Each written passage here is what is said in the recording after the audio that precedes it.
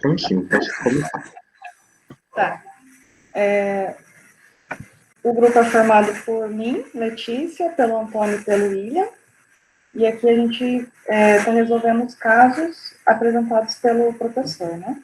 Então, o primeiro caso, a gente não teve tanta dificuldade de resolver, até porque o professor fez esse caso com a gente no grupo.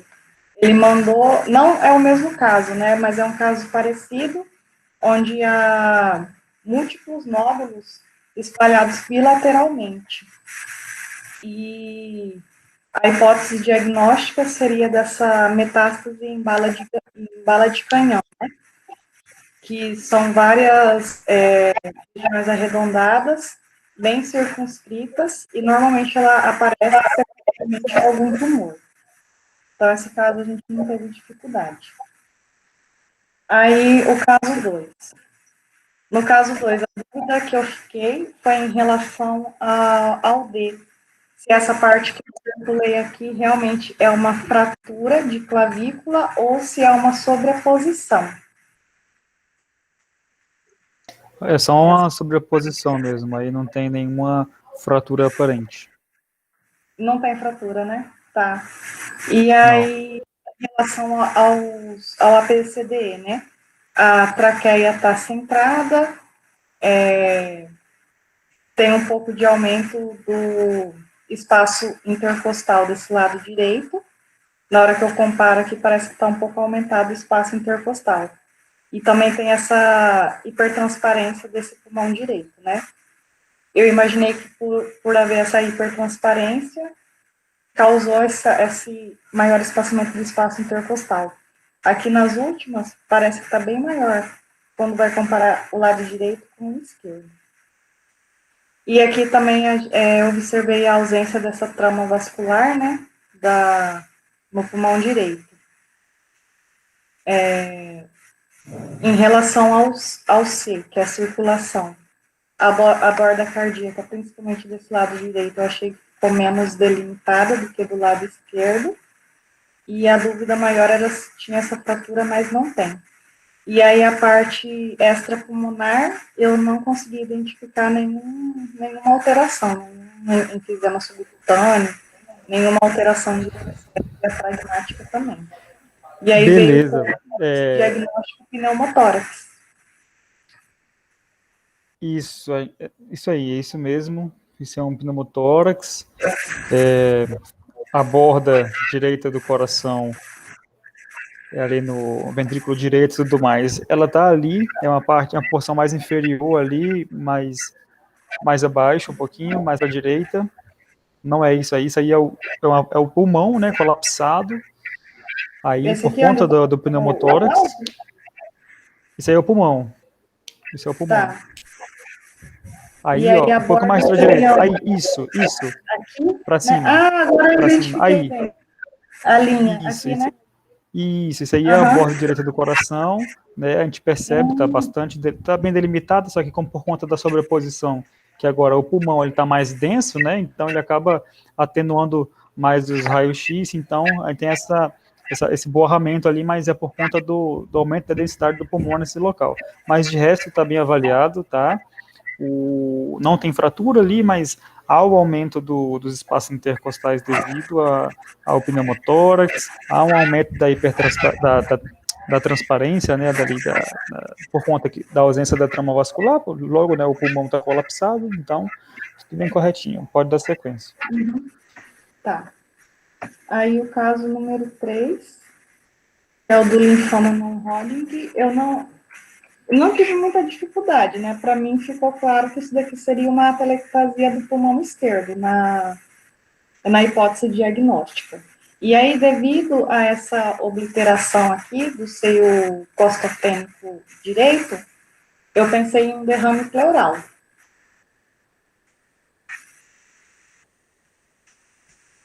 Aqui as Isso também tá bem bastante coerente, né? O derrame pleural ali por conta do linfoma, né?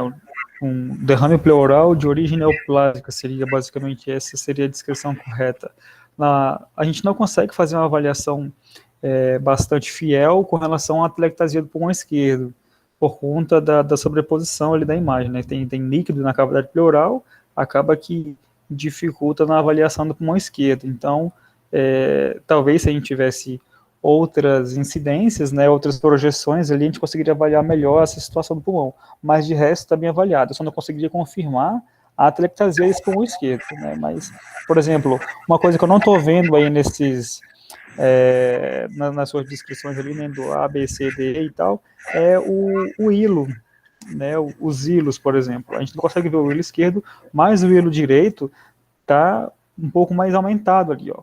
O hilo, a gente vê uma densidade aumentada ali, né? Isso.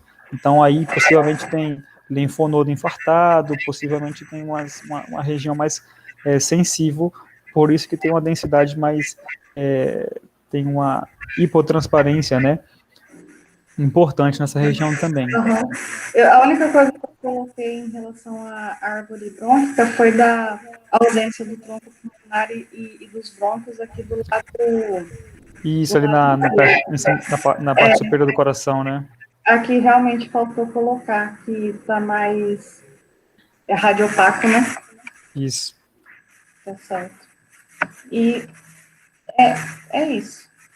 Aqui já o William vai comentar.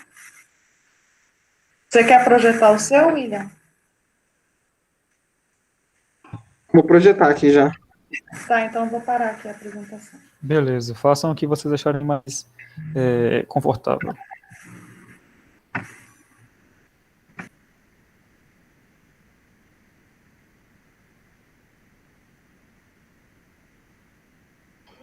Acho que agora é minha vez, hein?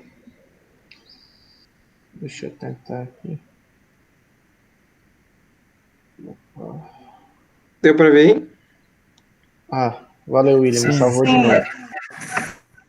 Aí, o meu fiquei com caso 4, né? É uma paciente feminino, 42 anos, esse é a registro de rotina e acompanhamento. Bom, aqui eu coloquei que a traqueia está um pouco deslocada para a direita. Aqui eu fiquei com dúvida se ela está com um pouco de dilatação. Aqui no caso. Para mim tem uma dilatação aparente aqui. E eu consigo ver o bronco esquerdo. Não consigo ver o bronco intermediário, nem o bronco direito. No caso, o pulmão esquerdo normal. E o pulmão direito é ausente. Para uma pneumectomia. Tanto que tem aqui uns sinais de suturas aqui no lado direito. Bom, as bordas cardíacas eu não consegui verificar, por isso que eu coloquei apagadas aqui, porque parece que teve um deslocamento da área cardíaca para o lado direito, saindo um pouco do mediastino, liberando um pouco mais o pulmão esquerdo. Também vi como ausência de fraturas e a cúpula aqui diafragmática seria livre e do lado direito não consigo visualizar também a questão do diafragma aqui do lado direito. Sim, correto. A gente pode tratar assim como uma dilatação ali da traqueia e tudo mais, e por conta a gente tem uma inspiração, né? A gente tem uma determinada consegue contar uma quantidade maior de costelas do lado esquerdo, né? Porque como a pessoa passou por uma pneumotomia, teve uma retirada do pulmão direito, né, por completo ali na toa que tirou desde o brônquio fonte direito e tudo mais, que você até comentou que não consegue enxergar por conta disso, né, que foi removido. Então, por conta disso, o corpo tende a tentar suprimir, né, essa falta do outro pulmão, meio que puxando um pouquinho mais do pulmão esquerdo, né? O pulmão, ele tenta suprir um pouco a necessidade do pulmão direito, que não existe mais, por isso ele acaba sendo mais exigido, né? Então, ele hiperinsufla, digamos assim, em relação anteriormente, quando tinha os dois pulmões. E com relação ao mediastino, sim, parece que ele foi desviado para a cavidade direita, né, já que estava um espaço livre, e é possivelmente essa a causa também do desvio da traqueia nessa região, tá? Que tem um espaço livre, ela se movimenta aonde tem maior liberdade de movimentação, né? É sempre assim, onde está mais fácil, as coisas se deslocam para aí, né, basicamente. Certo. No caso aqui, a hipótese, né, é procedimento de pneumectomia. O outro caso é masculino, 69 anos, ele é proveniente de casa de repouso, apresenta confusão mental, febre e tosse produtiva. É hipertenso e tabagista, 20 maços por dia. Bom, aqui eu coloquei que a traqueia, ela está bem visível e centrada ao tronco, com o bronco direito e o bronco esquerdo está bem aparente, parece que foi uma radiografia feita com um, o paciente fazendo uma inspiração. As bordas cardíacas, aqui no mediastino, eu também vi como livres, não vi nenhuma questão assim diferente. A única dúvida que eu tive aqui, que eu coloquei também na questão do pulmão, não, desculpa,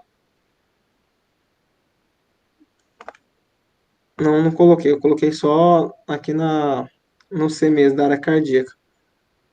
Bom, na questão dos pulmões, o pulmão esquerdo tá normal e o direito tá radiopaco e tem uma consolidação aqui no lobo superior dele, onde pode ser uma possível infecção bacteriana. E aqui na cena, no caso da área cardíaca, nessa região aqui ficou a dúvida se ela pode ser um aneurisma de aorta, um aneurisma da aorta aqui, ou então uma hérnia de hiato. Na questão de D, eu coloquei como não verifiquei nenhuma fratura nesse paciente, e também a questão do diafragma dele aqui também encontrei como livre, não tendo nenhuma obstrução. Somente que no centro mesmo aqui, onde poderia ser o hiato ou a aneurisma de aorta. Você pode tirar essa dúvida para mim ou Derek? Claro, claro. O pensamento foi basicamente todo correto. A gente tem ali uma opacidade no pulmão, no lobo superior direito do pulmão, no lobo superior do pulmão direito, né? Isso aí é bem de uma pneumonia lobar mesmo, né? Infecção bacteriana, pneumonia. Aí ó, a gente percebe que tem que é no nível, que é no lobo superior, por conta da cisura horizontal ali, né? Que está bem demarcada. Consegue perceber? Sim, vi aqui, ó. Isso aí tem a cisura horizontal bem demarcada, a gente percebe que é um acometimento lobar mesmo, né? Então, a possível hipótese diagnóstica desse pulmão ali seria uma pneumonia lobar, pneumonia lobo superior direito. Com relação à área cardíaca ali que você citou, aquela região, aquilo ali é uma hérnia de hiato mesmo, tá? Pela topografia e tudo mais, tá? É uma hérnia de hiato. E deixa eu ver ali. Acho que seria somente isso mesmo, né? Tem um leve desvio da traqueia, mas talvez não tenha relação alguma, né, com as alterações que a gente está citando. Mas é isso mesmo, consegui tirar sua dúvida? Na verdade, no caso esse daqui também, Derek, seria Isso o aí é o estômago estômago, tá isso um é a pouco bolha deslocado, gástrica. né? Não, o estômago está nessa topografia mesmo ali, né? A gente tem que, apesar de a gente achar que o estômago ele vai ser um pouco mais centralizado, não, né? Depende de pessoa para pessoa. Achar a bolha gástrica ali já é algo bastante importante, não está deslocado, não. O estômago não é um órgão fixo, né? Ele tem uma mobilidade um pouco aumentada também, né? Sim, não, Eu falaria que tranquilo. estaria normal. Tranquilo. A hipótese diagnóstica, né? Aí eu coloquei aqui com paciente com pneumonia lobar, no caso, lobo superior do pulmão direito. Aí que eu coloquei a hernia de aorta ou a hernia de hiato, né? Então aqui seria a hernia de hiato. Isso. Aí, como complementar, eu solicitaria uma tomografia de tórax para poder ver essa questão do tecido, né? Isso. Ainda conseguiria com a tomografia analisar a topografia daquela lesão ali da hérnia de hiato, né? Tirando a dúvida do aneurisma de aorta ou da hérnia de hiato. Consegue perceber que a topografia ali é do esôfago, né? Ter certeza, né? Sim. Com isso também. Bom, outro caso, paciente feminino, 62 anos, apresenta fadiga, perda de peso e dispneica, não tabagista, história pregressa sem maiores informações. Bom, coloquei que a traqueia está centralizada, porém aqui o brônquio direito ele é visível, mas bem pouco. O direito, eu não consigo verificar o esquerdo. Aqui, ó, nessa área aqui, o direito. O pulmão esquerdo é normal e o pulmão direito com um hilo mais radiopaco. É aqui o esquerdo. Tem um nódulo também no lobo superior do pulmão direito e pequenos nódulos aqui no pulmão esquerdo. Deixa eu dar um zoom aqui. Aqui no pulmão esquerdo, nessa área aqui, ó. Não sei se pode ser um engano meu por causa da radiografia também. Na área cardíaca, eu vi as bordas livres, mas parece que o volume cardíaco está um pouco aumentado. Também a questão de ausência de fraturas e a cúpula esquerda e a direita também estariam livres. Beleza. Só para dar continuidade, tudo certinho até agora, né? Tem uma massa ali, né, presente no lobo superior direito, a gente consegue perceber umas nodulações do pulmão esquerdo, tranquilo, só que com relação à área cardíaca, como é que você poderia me dizer que o coração está aparentemente aumentado? Como é que você faria isso? Um certo cálculo a ser feito, né, que seria, você vai pegar o diâmetro do tórax e dividir pelo diâmetro do coração. Né? Você pega ali de um seio costofrênico ao outro a distância e do ventrículo direito ao ventrículo esquerdo, né? Quanto daria? Se esse valor da divisão entre o diâmetro do tórax pelo diâmetro do coração der superior a 0,5, então a gente tem um possível aumento da área cardíaca, tá? Esse paciente não tem nada relacionado ao coração, então, e esse cálculo feito aí, ele não daria superior a 0,5. Então, com relação ao coração, está tudo bem. Bordas direita e esquerda livres e o coração está com tamanho consideravelmente saudável, isso, normal. Mas de resto, os hilos estão mais radiopacos, né? A gente tem as nodulações que vocês já apresentaram. No caso aqui, Derek, então, seria do ventrículo esquerdo para o ventrículo direito, isso, né? Isso, é um diâmetro lateral, né? Você vai pegar do ponto mais distante do lado direito e do ponto mais distante do lado esquerdo. E aí você conseguiria pegar esse diâmetro, né? E aí dividindo diâmetro do tórax, pelo diâmetro pelo do coração. Isso, é assim que você avalia. Se der superior a 0,5, a gente pode supor que tem uma área cardíaca aumentada, fazer um estudo maior sobre esse possível problema. Certo. A hipótese diagnóstica desse paciente seria um CA de pulmão e também complementar a tomografia, né? Para poder ver essa massa, está no pulmão mesmo ou se seria outra região. Sim. Uma coisa que é bastante interessante da gente conversar agora com vocês é sobre as nomenclaturas. Você falar que o paciente tem um tumor e falar que o paciente tem um câncer são coisas extremamente diferentes, tá? Por exemplo, a gente não tem como saber só pela radiografia, nesse caso, né, naquele caso das nodulações em bala de canhão, a gente tem como saber que é uma metástase, né? Isso é uma característica bastante específica. Mas nesse caso do paciente, a gente não tem como falar que essa massa é um câncer. Então a gente falaria uma tumoração, uma massa aparente, né? Então um tumor, tá? Falando na hipótese diagnóstica, tumor no lobo superior direito, porque ficaria mais seguro e menos, digamos, agressivo ao paciente ouvir isso também, sabe? Até antes de ter uma confirmação se é ou não uma neoplasia, um câncer, né? Ah, certo. Não, Neoplasia tranquilo. maligna, né? Porque aí a gente tem, né, tumores e neoplasia, de modo geral, né? Benigna e maligna. A maligna é o câncer. A benigna a gente chama de tumor, porque o paciente tem uma melhor aceitação com relação à nomenclatura também, né? Falou em câncer, já assusta, já tem aquele desespero todo, né? Então, é bastante importante a gente se tentar os detalhezinhos, né, também.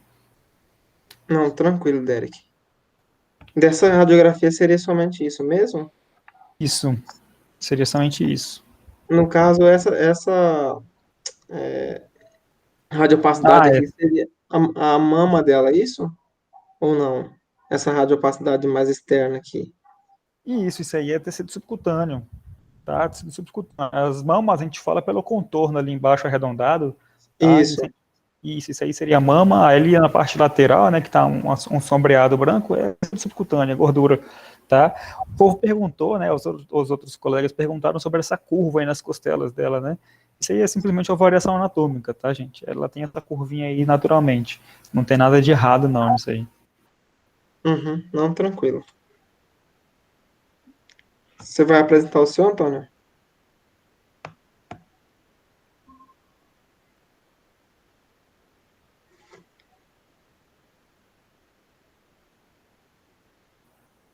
Só um momento, pessoal. Eu quero ver se eu consigo projetar agora.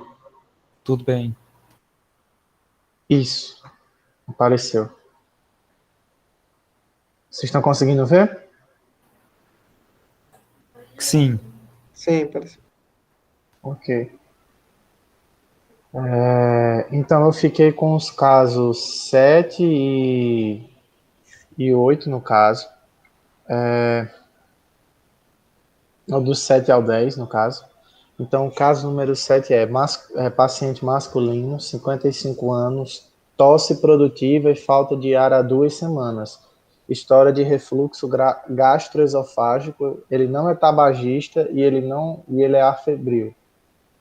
Então, assim, nos achados radiológicos, eu encontrei que o paciente ele tem um desvio de traqueia aparente, tá? Mas pela posição ali do ângulo das escápulas, eu sugiro que esse desvio seja tanto da escápula quanto das clavículas.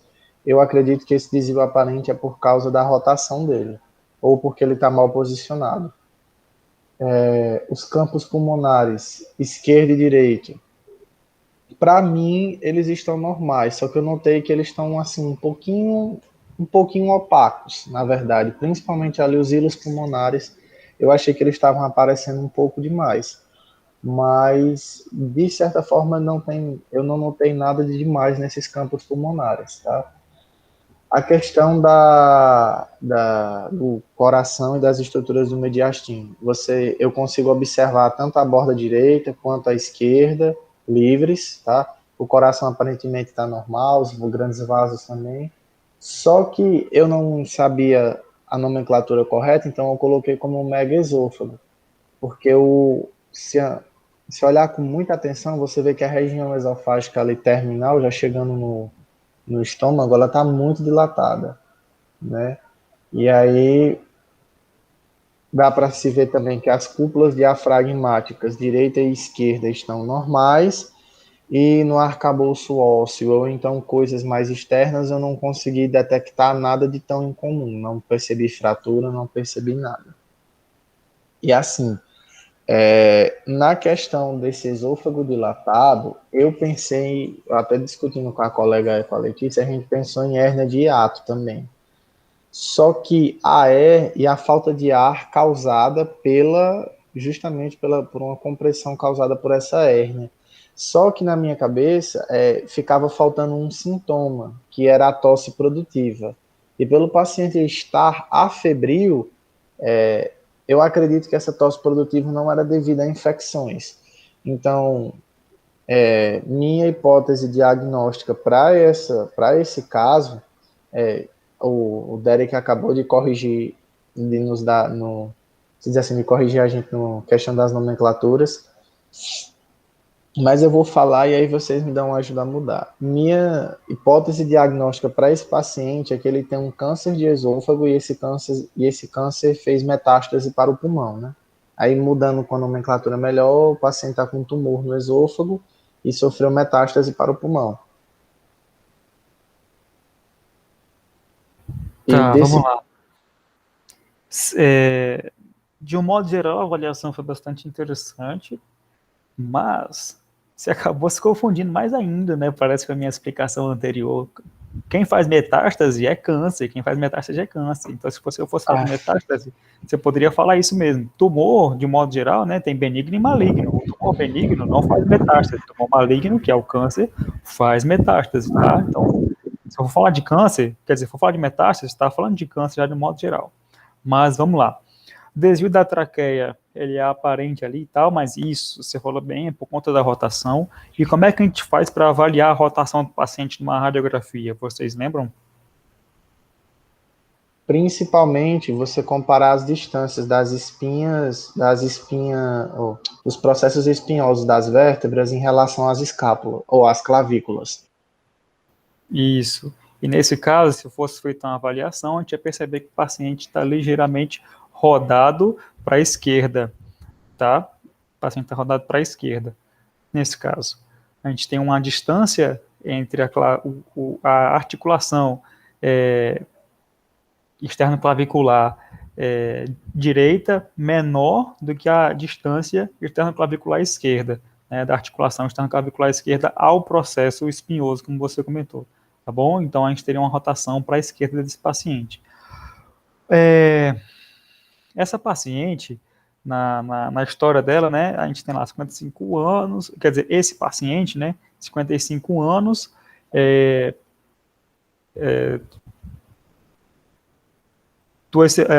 uma história de tosse produtiva, de tosse produtiva 2 semanas, ela tem um histórico de deformidade intestinal, ela não é fumante, na examinação ela tem uma saturação, estou falando todas as informações que eu tenho sobre esse caso, tá, gente?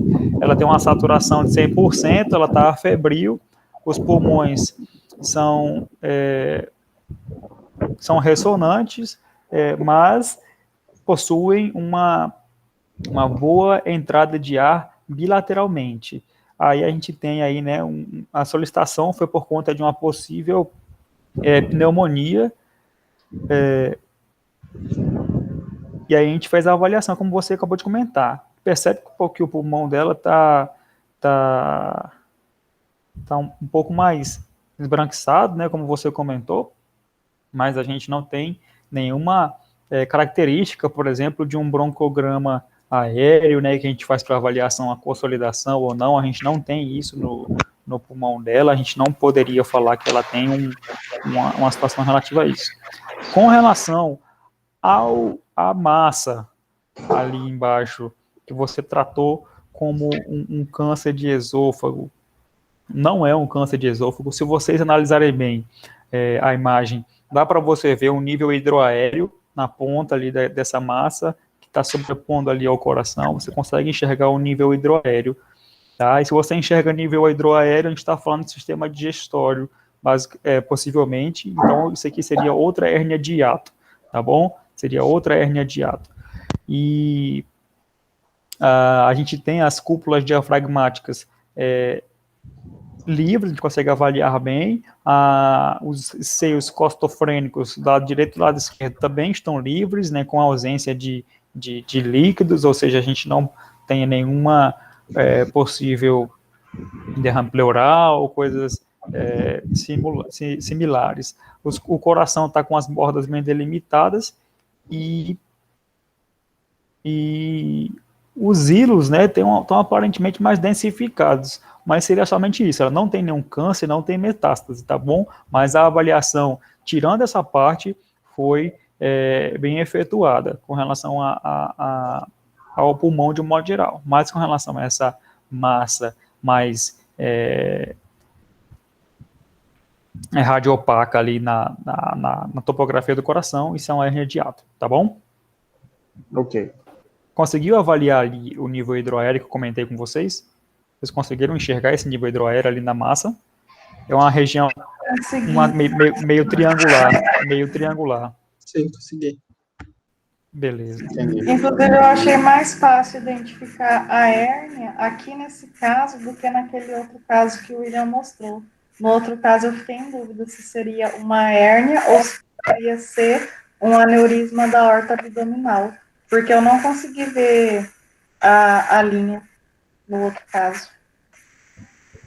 Isso, nessa também foi mais fácil por causa disso mesmo. Beleza, pode dar continuidade. Caso número 8, então, temos um paciente masculino, 54 anos, está com a dispneia aguda, ele está hipertenso e ele é tabagista crônico, tá? Essa é a radiografia dele, ok? E aí, fazendo na análise, eu encontrei que, para mim, a traqueia ela está normal, tá? Até porque a radiografia em si, ela não ficou muito boa, não está com qualidade tão boa assim, mas para mim a traqueia está normal, o paciente tem uma rotação quase que insignificante, os campos pulmonares direito e esquerdo estão livres, porém, se você olhar na borda pulmonar direita, ou a borda pulmonar não, a borda cardíaca direita, você vai ver que aquele ângulozinho, que que eu esqueci o nome agora, mas tem um nome do ângulo, que vocês até mencionaram na monitoria. Cardiofrênico. Isso, o ângulo cardiofrênico. Ele não está presente. Então você consegue perceber como se fosse uma consolidaçãozinha ali, ao lado da borda direita do coração, tá? Eu achei que o pulmão está muito. Eu achei os campos pulmonares, de certa forma, um pouco opacos, na verdade. Eu achei eles mais opacos que o comum. Porém, quando eu comparei com outras radiografias que eu encontrei, e também com a exemplo, eu acabei descartando a possibilidade de significar alguma coisa, e eu achei que foi só mesmo a radiografia que não ficou tão bem feita, vamos dizer assim, com uma qualidade muito boa. Então, eu preferi adotar esse pensamento, tá? Na questão do coração e as estruturas do mediastino estão normais, eu consigo ver a borda direita, a borda direita eu não consigo visualizar completamente por causa da consolidação, mas eu consigo ver os grandes vasos, consigo ver os íleos pulmonares, consigo ver a borda esquerda tranquilamente, tá?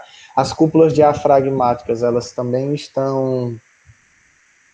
estão livres, dá para se vê-las perfeitamente, porém, eu notei uma coisa nelas que eu não sei se isso é só uma variação anatômica ou se vai significar alguma coisa patológica, porque elas estão praticamente quase na mesma altura, se não na mesma altura, né?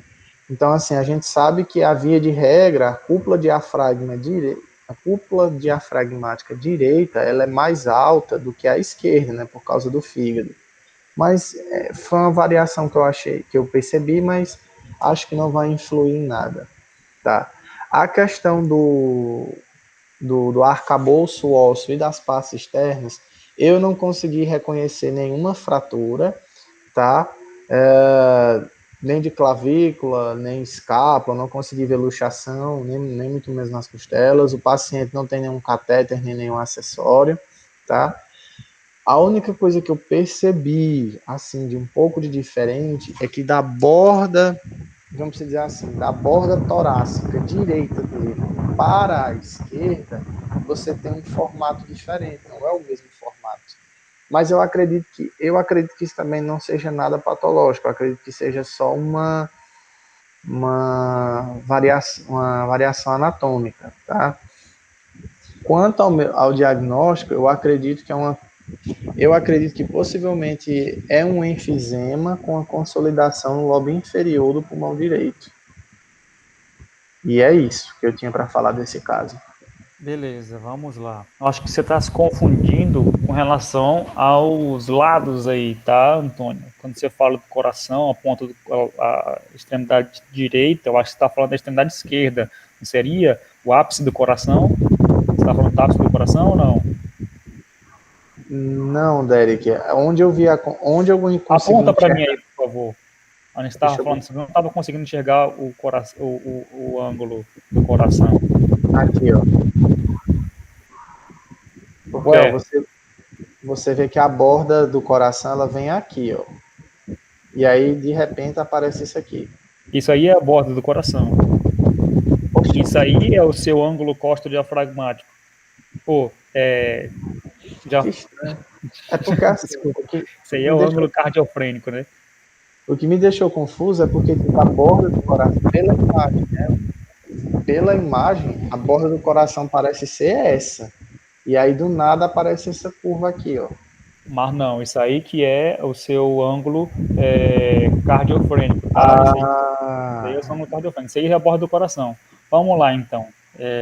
Vamos falar as coisas que a gente tem para citar dessa radiografia. Ela foi bem aplicada, tá? A técnica. A gente tem um paciente na projeção AP, ele está em ortostase, né? Como está dizendo aí, ereto, né? Então ele está em ortostase. A penetração está adequada, a gente consegue enxergar os corpos vertebrais ali na porção superior do coração, a gente consegue enxergar os processos espinhosos, a gente só consegue enxergar os corpos vertebrais na parte de trás do coração. Esse é o sinal que a gente vê se está bem penetrado, né? Processos espinhosos, conseguindo avaliar na região da traqueia, abaixo daquela região da traqueia, avaliar, conseguir somente enxergar os corpos vertebrais pouco nítidos ainda. Então, a inspiração está adequada, a gente consegue enxergar de 9 a 10 costelas, tá? E na rotação, o paciente está ligeiramente rodado para a direita. Tá? Então, essa seria a técnica foi bem aplicada nessa radiografia. Ela aparenta não estar bem aplicada por conta dos achados que a gente tem nesse pulmão. Tá? Vamos lá no A, Airway, né? No A, a traqueia ela está centralizada, o que a gente tem é uma rotação do paciente. No B, a gente tem múltiplas opacidades intersticiais. Por quê? Gente, olha o tamanho desse coração. Você já acha que esse coração está no tamanho normal ou ele está aumentado? Está alterado, né? Agora que me mostrou que a borda direita não era aquela coisa que eu achei que era consolidação, realmente esse coração está aumentado. Né? Esse paciente, se a gente fosse fazer ali nossa conta, né, pega ali da ponta do seio costrofrênico esquerdo para o seio costrofrênico direito, pega ali o diâmetro cardíaco, divide tudo isso, vai dar quanto? Com certeza vai dar superior a 0,5. Então a gente tem uma área cardíaca aumentada. Então, por conta dessa área cardíaca aumentada, a gente pode pensar em algumas situações já. Isso aqui é o raciocínio clínico de vocês. Coração aumentado, a gente tem algumas cardiopatias já bastante comumente, algumas cardiopatias comumente cometem esses pacientes. Lembrando, paciente, olha a idade dele. Paciente, 94 anos, paciente fumante longa data, né? Então, a gente tem aí algumas características. Esse cara possivelmente está com uma insuficiência cardíaca, né? E o que a insuficiência cardíaca faz? O cara, esse senhor aí, né, no caso, ele passa, o sangue dele passa mais tempo no vaso sanguíneo, né? O coração não consegue fazer o trabalho que o coração deveria fazer, né, no caso desse aí. Então, a gente tem que, ele tem líquido no interstício do coração dele. Lembrando, o pulmão, ele é pouco denso, ele tem muito ar dentro dele, confere, ele é uma esponja. Se você jogar água ali, ele vai absorver aquela água. Então, se a gente tem um problema de circulação, vai afetar o pulmão, com certeza. A gente tem um paciente hipertenso, a gente tem uma hipertensão nos vasos sanguíneos dessa região também, o que aumenta a chance de a gente ter uma possível liberação de líquido no intestino desse pulmão. Então, com a correlação que a gente fez agora do paciente ser fumante de longa data, o paciente ser hipertenso, o paciente aparentemente ter um coração aumentado, mesmo numa radiografia AP, lembrando que o ideal para avaliar o tamanho do coração seria uma radiografia em PA, né, que tem uma menor, como é que fala? Fugiu agora a palavra. Nesse caso aí, a gente tem Tá, vocês conseguem lembrar do que o Diego falou, né, que na projeção em AP a gente tem uma magnificação da área cardíaca, né, por conta da projeção, mas em PA, se a gente fizesse uma baixa do paciente, a gente perceberia também que está aumentado. Então, a gente tem um paciente de coração aumentado, um paciente hipertenso, um paciente fumante de longa data.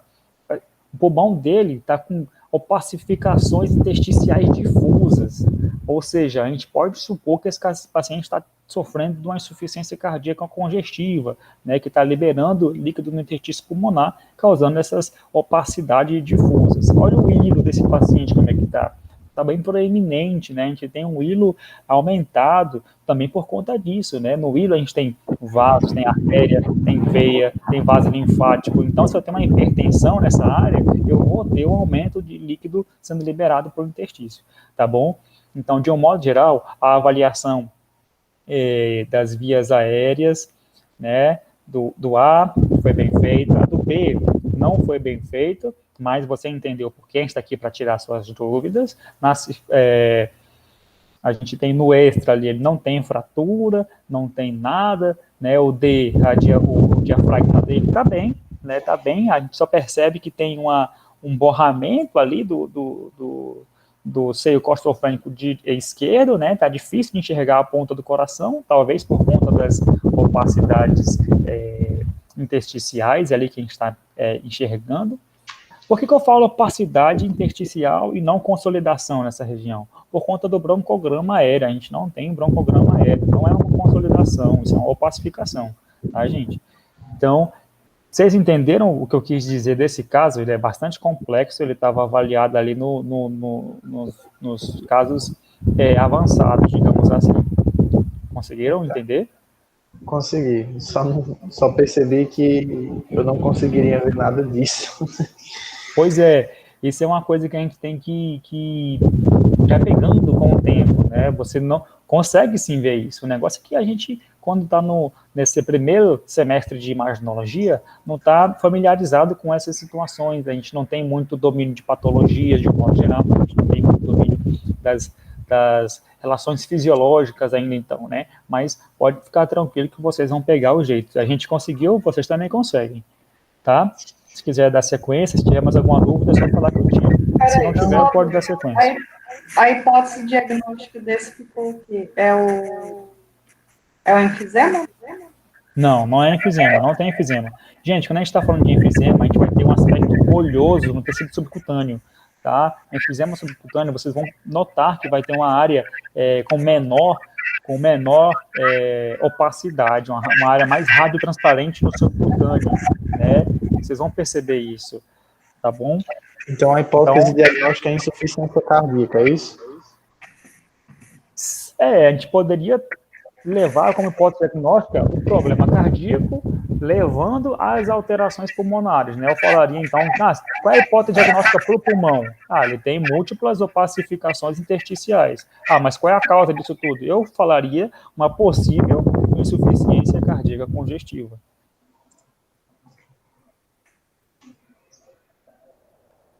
Entendi. Tá? E aí, inclusive, eu tenho até que fazer essas anotações depois.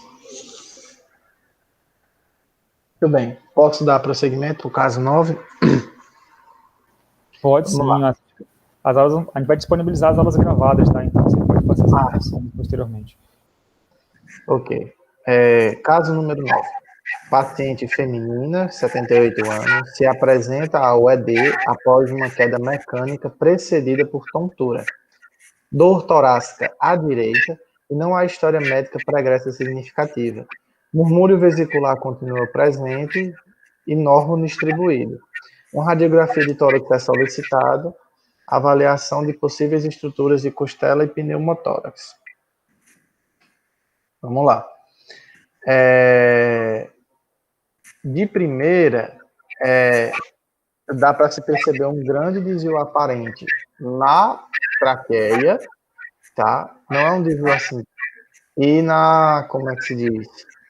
Se você perceber as vértebras cervicais ali, e cervical e começo de torácica, elas estão rotacionadas e inclinadas.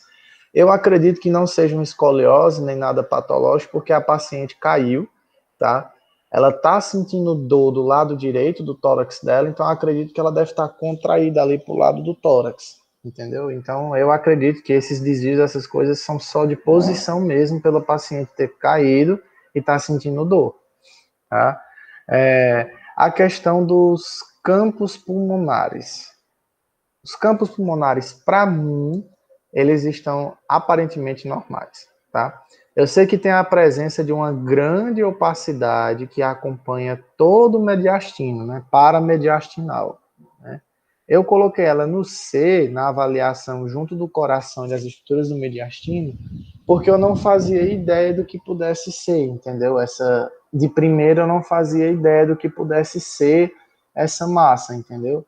No começo para vocês terem ideia de como eu fiquei confuso quando eu vi esse caso clínico, no começo eu achei que isso era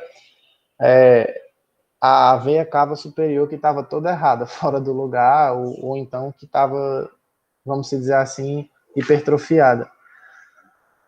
E tanto a veia cava quanto a jugular, mas depois eu percebi que isso era muito absurdo. Então, eu passei a tratar mais ou como uma massa ou um líquido presente, tá?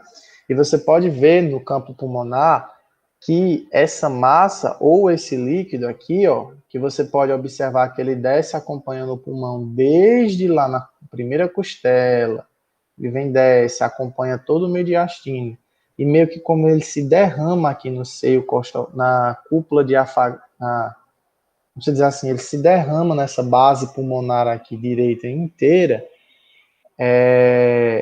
eu tratei ela como uma massa ou um líquido, né? Aí, vamos lá. No D, quer dizer, no C ainda, para mim, o coração ele está normal. Tá? Eu consigo visualizar bem a borda esquerda, consigo visualizar os hilos pulmonares, consigo visualizar os grandes arcos. A borda direita, se minhas suspeitas estiverem certas, tipo, eu achei que isso aqui podia ser a borda direita. Só que eu achei uma borda direita muito grande. Então, eu suspeitei que isso aqui fazia parte do líquido ou da massa que estava acompanhando toda essa região, tá? Mas, de certa forma, eu acredito que não há nenhum problema com a borda direita do coração, tá? Na questão das cúpulas diafragmáticas, elas estão visíveis até um certo ponto, porque, por exemplo, nessa região aqui, ó, vocês estão conseguindo ver? Embaixo do coração não se consegue ver o traço da cúpula diafragmática, mas aqui só a continuidade dela. Aqui não dá para ver a cúpula diafragmática, ou seja, eu acredito que ela está livre, porém ela foi coberta, está opacificada. Na parte externa, isso aqui é só uma anotação pessoal, tá? A presença de dispositivo estranho que não reconheço. Mas eu não consegui perceber, por exemplo, assim, fratura, que foi a primeira coisa que o caso clínico indicou pra gente. Eu não consegui ver fratura, tá? Nenhum. Eu procurei. No começo eu achei que isso aqui era fratura, mas eu percebi que é só a projeção da escápula e eu não encontrei nenhuma fratura de costela, nada. Só o que eu percebi no arcabouço ósseo é que realmente essa borda do tórax direito, ela está muito diferente dessa daqui.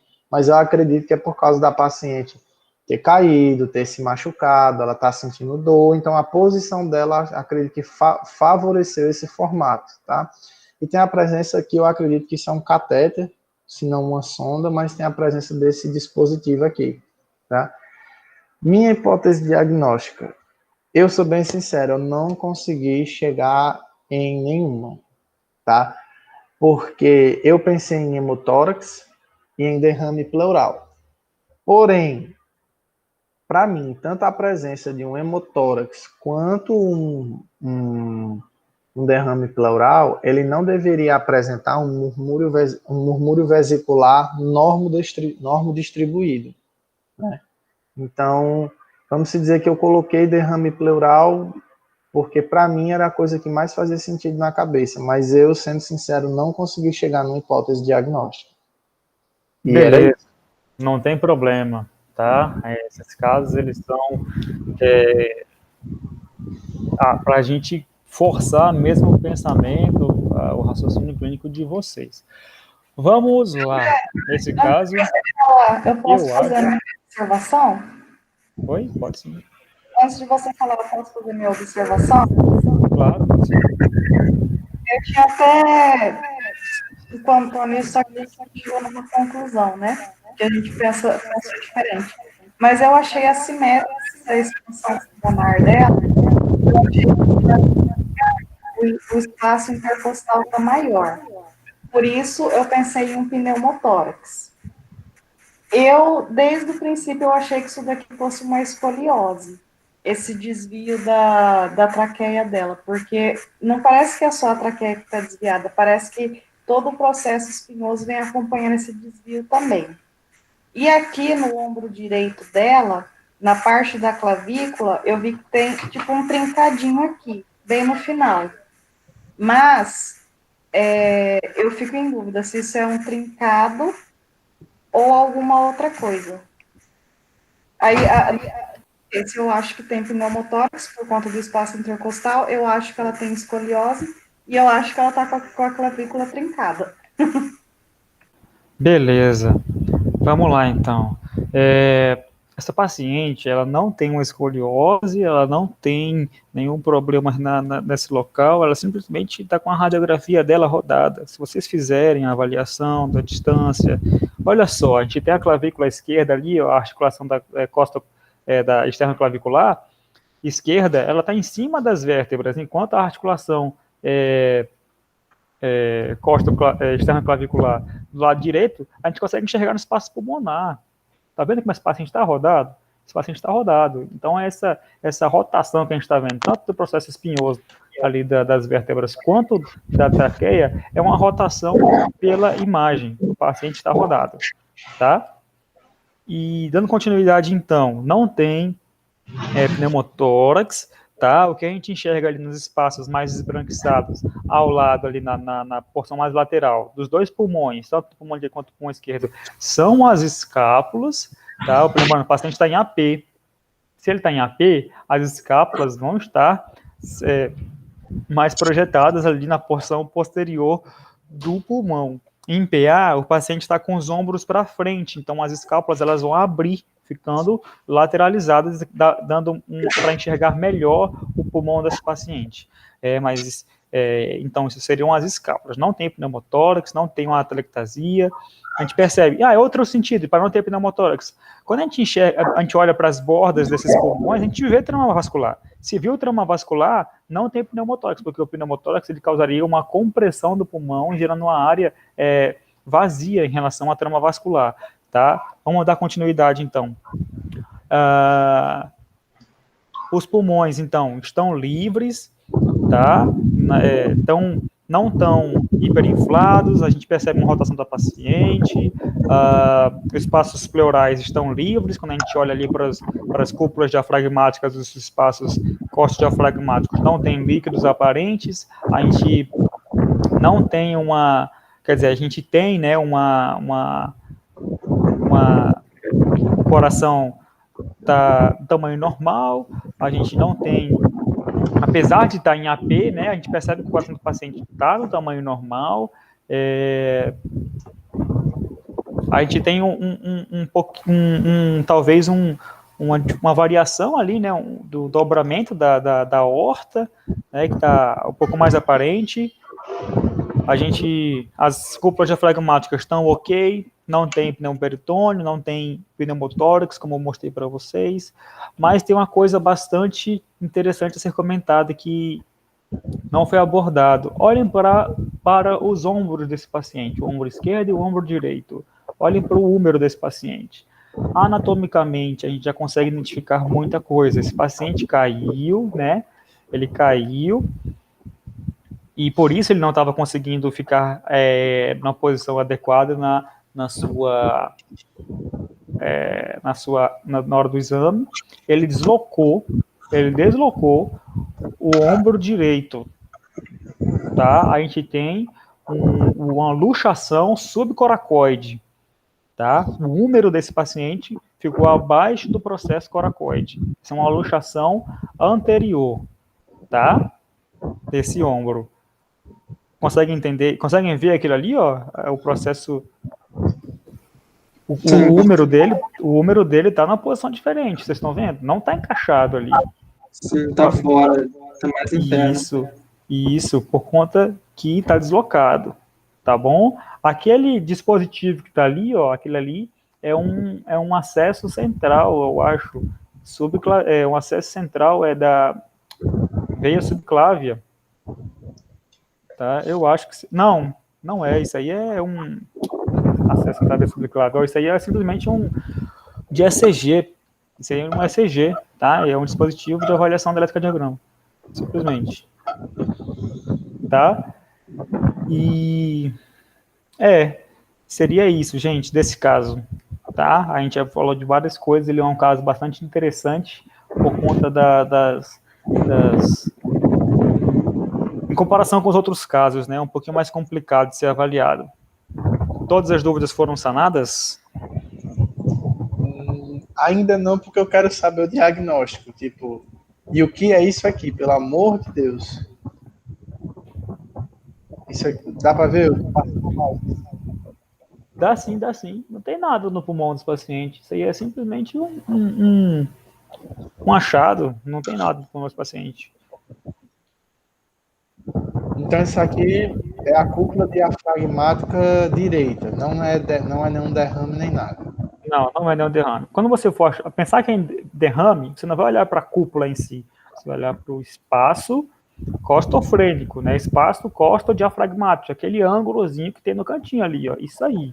Se esse ângulo tiver borrado, tiver um nível aí, né, hidroaéreo, até tiver o pneumotórax, por exemplo, com um derrame pleural, você vai enxergar um nível hidroaéreo aí. Aí sim você vai pensar em derrame pleural, tá? Quando tiver um borramento. Até por conta que ela está em pé, né? Ela está em ortostase. Uma melhor forma de avaliar um derrame pleural seria na projeção em Laurel, que eu passei para vocês na aula anterior, tá? Não tem aí um derrame pleural. Essa região aqui em cima que você mostrou, né? Que ela está um pouco mais radiopaca, talvez seja por conta que o paciente está rodado, né? Talvez seja até o externo da paciente, tá? Não é nada significativo. Entendi.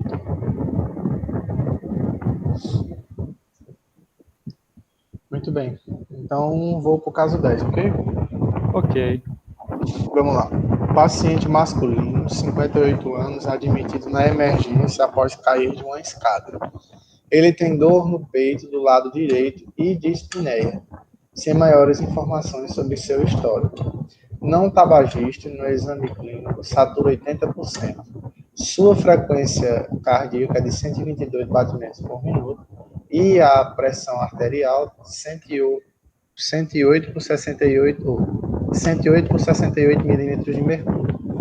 A diminuição da entrada de ar no hemitórax direito, e foi solicitada uma radiografia de tórax em DD solicitado, eu não entendi esse DD. Enfim, eu acredito que DD deve ser sinônimo para deitado. Decúbito dorsal. Decúbito dorsal. Deitado, de costas. Meu Deus, esse foi o chute mais... Esse foi o pior chute da minha vida. Então, muito bem. Vamos fazer a análise, então. Eu acredito... Vamos lá. Primeiro, no ar, né, na traqueia. O paciente apresenta um leve desvio de traqueia, mas eu acredito que, como os outros, ele é aparente também, só por causa da rotação, tá? A questão dos campos pulmonares. Bom, o campo pulmonar esquerdo, para mim, ele está normal. Porém, o campo pulmonar direito, quase em sua totalidade, ele se apresenta opaco, tá? Bem mais opaco que o esquerdo. O coração e as estruturas do mediastino, para mim, estão normais. Dá para observar aqui a borda esquerda, dá para observar a borda direita, dá para observar os hilos pulmonares, tá? O direito não dá para ver também por causa da opacificação do campo pulmonar como um todo, tá? A questão das cúpulas diafragmáticas. Na imagem, infelizmente, não dá para ver a direita, tá? Mas eu me baseei pela esquerda, que ela tá livre, que você consegue ver toda a margem dela, toda a borda dela bonitinha, tá? E no eu não consegui identificar fratura alguma. Mais uma vez, as escápulas apareceram ali, mas eu percebi que era só escápula mesmo. Não consegui perceber nenhuma fratura, tá? Tem esses dispositivos aqui que eu acredito que são catéteres ou sondas. E o meu diagnóstico é que esse paciente está com hemotórax direito. E era isso, no meu caso. Beleza. Vamos lá. O paciente, ele está levemente rodado para a direita, mesma situação. No pulmão, a gente tem uma avaliação, né? O pulmão esquerdo, ele está livre, né? Ele está limpo, mas no pulmão direito a gente consegue perceber que tem uma variação de tons de cinza ali, né? Digamos assim. A porção superior está aparentemente livre, mas conforme a gente vai descendo na imagem, a gente vai opacificando, né, essa radiografia. Isso é bastante interessante, a gente só consegue classificar isso aí como opacificação no hemitórax direito, né, uma opacificação ali nos lobos médio e inferiores, né, mas a gente não consegue fazer, por exemplo, uma avaliação do seio costofrênico direito, por conta que ele não foi incluído na radiografia, mas seria interessante, né, se essa imagem tivesse, se esse paciente tivesse em pé, né, em ortostase, a gente conseguiria fazer uma avaliação melhor, talvez até supor que isso aí seja um derrame pleural e tudo mais.